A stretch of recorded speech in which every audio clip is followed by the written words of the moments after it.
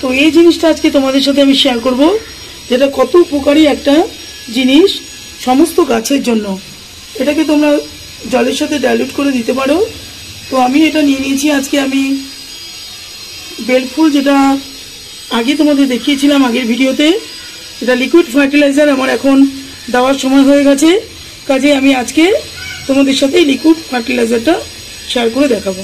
জল নিয়ে নিয়েছি প্রায় 3 লিটারের মতো, আর এখানে 15 ml আমি এই ফার্টিলাইজারটা নিয়ে নিয়েছি। দেখো, এটা আমি জলের সাথে মিশিয়ে নেব সুন্দর করে। দেখো বন্ধুরা, তোমাদের সাথে শেয়ার করি, যখনই দেখবে দেখো এইভাবে পাতা কুকড়ে গেছে, তখনই পাতার তলাটা দেখবে, দেখো এখানে মাইটস, সাদা মাছি, এগুলো কিন্তু খুব আক্রমণ হয়। দেখো পাতার তলার মধ্যে রয়ে গেছে এগুলো, আর এইভাবেই পাতার রস চুষে খেয়ে পাতাগুলোকে পুরো নষ্ট করে দেয়। কাজে কাজে কি করবে, 1 সপ্তাহ ফাঙ্গিসাইড দেবে আর 1 সপ্তাহে পোকা মারার কোনো ওষুধ দেবে, তাহলে কিন্তু খুব সুন্দর করে গাছটা সতেজ আর সবুজ থাকবে।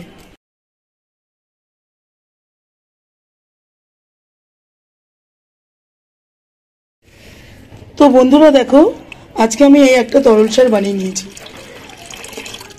এর আগের একটা ভিডিওতে বেলফুল তোমাদের দেখিয়েছিলাম কি কি ফার্টিলাইজার আমি গাছের গোড়াতে ইউজ করেছি। তো পাক্কা 25 দিন বাদে এটা আমি ইউজ করতে এসেছি। এটা আমার এখন দিতে হবে, তো তার জন্য এটা বানিয়ে নিয়েছি। চলো তোমাদের দেখাবো যে এরকম ফার্টিলাইজার যদি তোমরা এই বেল গাছে দিতে পারো। প্রত্যেকটা আমার এখানে বেল গাছ রয়েছে, দেখো বেল গাছে দিতে পারো, এরকম গোলাপ গাছে দিতে পারো। খুব সুন্দর করে ফুল ফুটে, দেখো প্রতিটা জায়গা দেখো ফুল ফুটে আছে, ওখানেও ফুটে আছে খুব সুন্দর করে। আর পরপর যে বেল গাছগুলো রয়েছে এর মধ্যে দেওয়ার জন্যই আমি আজকে মেনলি এই ফার্টিলাইজারটা বানিয়েছি। চলো তোমাদের দেখাই কিভাবে আমি দেব এই ফার্টিলাইজারটা। দেখো বন্ধুরা, আজকে ফেব্রুয়ারি মাসের 1 সপ্তাহ হতে চললো আমার বেল গাছের এই অবস্থা। তো আমি কিছুদিন আগে তোমাদের সাথে একটা শেয়ার করেছিলাম ভিডিওতে, আমি কি কি সার দিয়েছিলাম। এর মধ্যে কম্পোস্ট সার দিয়েছি, নিমখোল দিয়েছিলাম, কলার খোসা গুঁড়ো, এইসব দিয়ে আমি পুরো শিকড়গুলোকে খুঁড়ে নিয়ে গাছটাকে সমস্ত সারগুলো দিয়েছিলাম। তোমরা যদি বেলফুলের এখনও পরিচর্যা না করো, তাহলে কিন্তু গরমকালে সুন্দর করে বেলফুল, দেখো প্রত্যেকটা গাছ এখানে রয়েছে, দেখো পরপর রয়েছে আমার এখানে বেলফুল, কিন্তু গরমে তোমরা সুন্দর করে পাবে না। তোমরা জানো বেলফুলে কত সুন্দর গন্ধ ছাড়ে, যখন বর্ষা গরম যায়, বর্ষা আসে, এত সুন্দর গন্ধ, পুরো বাড়ি আমার ভর্তি হয়ে যায়। এত সুন্দর একটা গাছ। তো গাছটাকে সুন্দর করে পরিচর্যা করতে হবে। কি করতে হবে, মাঝে মাঝে দেখো এই যে ডালগুলো দেখতে পাচ্ছ এরকম কুকড়ে কুকড়ে রয়েছে, তো এই ডালগুলো প্রথমে আমাদেরকে একটু একটু করে এভাবে ছেটে পরিষ্কার করে দিতে হবে। প্রথমে তোমরা এইভাবে ছেটে নেবে ডালগুলো, যেগুলো দেখবে পাতাগুলো একটু কুকড়ে আছে ওগুলোকে ছাঁটাই করে দেবে। আর এক একটা ডাল দেখবে নিচ থেকে ওঠে অনেক লম্বা ভাবে, ওটা কিন্তু খেয়াল করবে। দেখবে বেল গাছের এক একটা ডাল পুরো নিচ থেকে ওঠে লম্বা হয়ে যায়, ওই গাছে কিন্তু বেশি ফুল হয় না। যখনই দেখবে যেরকম লম্বা হয়ে ডাল বেরিয়ে গেছে, ওই ডাল কিন্তু সবসময় তোমরা কেটে দেবে, ওই ডালে ফুল হয় না। তো একটা সমান মাপে সুন্দর করে শেপে রাখবে গাছটাকে, তাহলে সুন্দর করে গাছে ফুল আসবে। তো প্রথমত এই গাছটাকে এইভাবে ছেটে পরিষ্কার করে দেবে সুন্দর করে। দেওয়ার পর যাদের দেখবে 2 বছর 3 বছরে গাছ পুরনো হয়ে গেছে, শিকড় পুরো ভর্তি হয়ে গেছে, তারা কিন্তু গাছটাকে রিপোর্ট করতে পারো। এই সময় পুরনো মাটিটাকে ফেলে দিয়ে পুরো খুঁড়ে নিয়ে নতুন মাটিতে টবে তারা দিতে পারো। তোমাদের সাথে আমি আগে শেয়ার করেছি, দেখো এখানে আমার বাউন্ডারি পাঁচিল আছে, তার উপরে এখানে মাটি দেওয়া রয়েছে, তার উপরে সমস্ত গাছগুলো বসানো। বন্ধুরা এখানে দেখো গোলাপ গাছ রয়েছে, এখানে পরপর দেখো পরপর এখানে গোলাপ রয়েছে, বেলও রয়েছে, পরপর গোলাপ বেল, এভাবে এই গাছগুলো রয়েছে। প্রত্যেকটা গাছ দেখো বন্ধুরা এইভাবে আমার সমস্ত গাছগুলো রয়েছে। কাজে এখানে আমি প্রায় 10 বছর ধরে গাছগুলো রয়েছে। আর প্রত্যেকবার যখন ডাল কাটার সময় হয়, আমি কিন্তু সুন্দর করে ডালকে পুরো বেশি করে পুরো কেটে দিয়ে একদম এখানে ফাঙ্গিসাইড দিয়ে দিই। এই ফাঙ্গিসাইড দেখো লক্ষ্য করো, এখানে ডাল কিন্তু আমি কেটে পুরো ডালগুলো থেকে ফাঙ্গিসাইড দিয়ে আবার নতুন করে এই ডালগুলো বেরিয়েছি। এই সময় দেখতে পাচ্ছ তোমরা খুব সুন্দর করে ডালগুলো বেরিয়েছে, খুব সুন্দর রয়েছে, গাছের পাতাগুলো সবুজ রয়েছে। তো এই জন্য এটাকে আমার আর তোলার দরকার নেই। তো এর আগের মাসে আমি কি করেছি, গাছের মধ্যে সুন্দর করে সার প্রয়োগ করে দিয়েছি পুরো গোড়াতে। তো আজকে আমি এমন একটা সার তোমাদের সাথে দেখাবো, এই তরল সারটাই আমি পুরো গরম জুড়ে প্রত্যেকটা গাছে এভাবে গোড়াতে দেখতে পারবে। এখন আমার এখানে দেখো, দেখলে দেখতে পারবে, দেখো গোবর সার কম্পোস্ট রয়েছে এখনো। তো এভাবে এগুলোকে রেডি করা রয়েছে। শুধু আমি এখন কি করব, তরল সারটা এই গাছে প্রয়োগ করব। কয়েকটা জিনিস মাথায় রাখতে হবে বন্ধুরা। দেখো বন্ধুরা, তোমাদের সাথে শেয়ার করি, যখনই দেখবে দেখো এভাবে পাতা কুকড়ে গেছে, তখনই পাতার তলাটা দেখবে, দেখো এখানে মাইটস, সাদা মাছি, এগুলো কিন্তু খুব আক্রমণ হয়। দেখো পাতার তলার মধ্যে রয়ে গেছে এগুলো, আর এইভাবেই পাতার রস চুষে খেয়ে পাতাগুলোকে পুরো নষ্ট করে দেয়। কাজে কাজে কি করবে, এক সপ্তাহ ফাঙ্গিসাইড দেবে আর এক সপ্তাহে পোকা মারার কোনো ওষুধ দেবে, তাহলে কিন্তু খুব সুন্দর করে গাছটা সতেজ আর সবুজ থাকবে।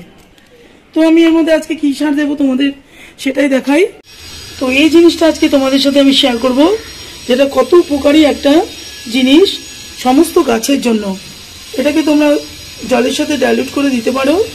তো আমি এটা নিয়ে নিয়েছি আজকে, আমি বেলফুল, যেটা আগে তোমাদের দেখিয়েছিলাম আগের ভিডিওতে, এটা লিকুইড ফার্টিলাইজার আমার এখন দেওয়ার সময় হয়ে গেছে।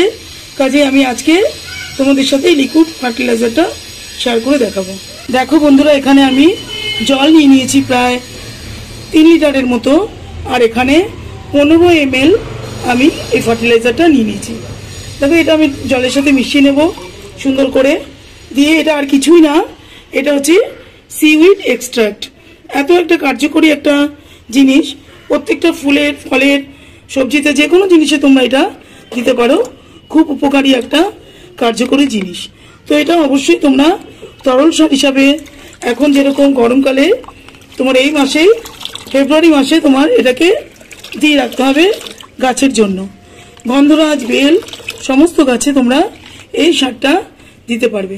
খুব সুন্দর করে গাছে ফুল ফল এসে, যেই গাছে দাও, ফুলের গাছ বা ফলের গাছ, সমস্ত গাছে এটা খুব উপকারী একটা তরল সার। তো চলো তোমাদের দেখাই কিভাবে এটা আমি ইউজ করব। এটা তোমরা দেখো অনলাইন থেকে পেয়ে যাবে খুব সহজেই সিউইড এক্সট্রাক্ট।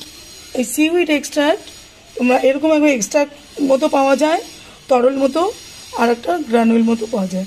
তো এটা আমি বরাবরই ইউজ করি, খুব সুন্দর একটা ফার্টিলাইজার। এটা গোলাপ ফুল, বেল ফুল, জবা ফুল, গন্ধরাজ ফুল, যে কোনো গাছে তোমরা এটা ইউজ করতে পারো। খুব সহজলভ্য জিনিস, এটা অনলাইনে তোমরা পেয়ে যাবে। আমি অনলাইন থেকে এটা কিনেছি।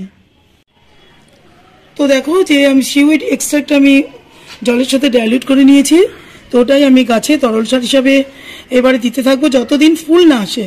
কেন গোড়া আমার পুরো রেডি হয়ে গেছে, তোমাদেরকে দেখিয়েছি আগের ভিডিওতে। তোমরা যদি না দেখো, ভিডিওটা দেখো, তাহলে অনেকেই উপকার হবে। তো দেখো, এই যখনই এই সারটা দেওয়ার একটা নিয়ম আছে, যখন দেখবে গাছের মাটি এখানে গোড়াগুলো শুকনো আছে, তখন কিন্তু কোনো সময় দেবে না। তো গাছের মাটি দেখো আমি ভিজিয়ে রেখেছি প্রায় 2 ঘন্টা আগে। আমার এখানে প্রত্যেকটা মাটি দেখো পুরো ভেজা রয়েছে। তো এই অবস্থায় এই ফার্টিলাইজারটা কিন্তু ইউজ করতে হয়। শুকনো অবস্থায় যদি তোমরা এই ফার্টিলাইজার ইউজ করে দাও, তাহলে কিন্তু গাছের পাতা একদম পুড়ে যাবে, গাছ এটা নিতে পারবে না। কাজে কাজে গাছের মাটিটা প্রায় 2 ঘন্টা আগে ভিজিয়ে দেবে। তো ভিজানোর পর দেখো আমি সুন্দর করে যে গাছগুলো আমার রয়েছে সব কটা আমি এভাবে ফার্টিলাইজারটা ইউজ করব। খুব উপকারী একটা ফার্টিলাইজার, তোমরা অবশ্যই ইউজ করে দেখবে। গাছে কত ফুল পাবে তোমরা গুনতি করতে পারবে না। প্রত্যেকবার আমি এইভাবে করি, যেভাবে আমি করি তোমাদের সেগুলোই আমি শেয়ার করি। পরপর যে বেল গাছগুলো তোমাদের সাথে আমি শেয়ার করলাম, তো প্রত্যেকটা গাছে, এখানে গোলাপও রয়েছে, যে কটা আমার পাঁচিলে গাছ রয়েছে সব গাছে আমি সুন্দর করে এই সারটা দিয়ে দেব। প্রত্যেকটা গাছে দেখো সুন্দর করে দিয়ে দেবো। প্রত্যেকটা গাছের পাতা দেখো সতেজ সুন্দর রয়েছে। দেখো বন্ধুরা, প্রত্যেকটা গাছ দেখতে পাচ্ছ। এইভাবে যে পরিচর্যাটা আমি তোমাদের দেখালাম, তোমরা যদি এইটা দিলে তার আবার 1 মাস পরে, প্রায় 25 দিন পরে এই ফার্টিলাইজারটা আবার ইউজ করবে জলের সাথে ডাইলুট করে। যতটা দেখালাম ওরকম মতো, যাদের ধরো বেশি গাছ আছে তারা একটু বেশি নিয়ে প্রায় 10 লিটার জলে তোমরা 30 ml এর মতো কিউইট এক্সট্রাক্টটা মিশাতে পারো। তো এটা দিয়ে তোমরা প্রত্যেকটা গাছের মধ্যে দিতে পারো, তো খুব সুন্দর করে গাছ বেড়ে উঠবে। আর যখন গরম আসবে ফুলে ফুলে ভর্তি হয়ে যাবে, সারা বাড়ি তোমার গন্ধতে ভর্তি হয়ে যাবে। এটা আজকের অভিজ্ঞতা না, প্রায় 10 থেকে 12 বছরের অভিজ্ঞতা তোমাদের সাথে আমি শেয়ার করছি। তো চলো বন্ধুরা, যদি ভিডিওটা ভালো লাগে তাহলে লাইক শেয়ার কমেন্ট করো, চ্যানেলটাকে অতি অবশ্যই সাবস্ক্রাইব করো। আজকের মতো রাখবো বন্ধুরা, তোমরা সকলে ভালো থেকো, সুস্থ থেকো, এই ভগবানের কাছে প্রার্থনা করি। নমস্কার।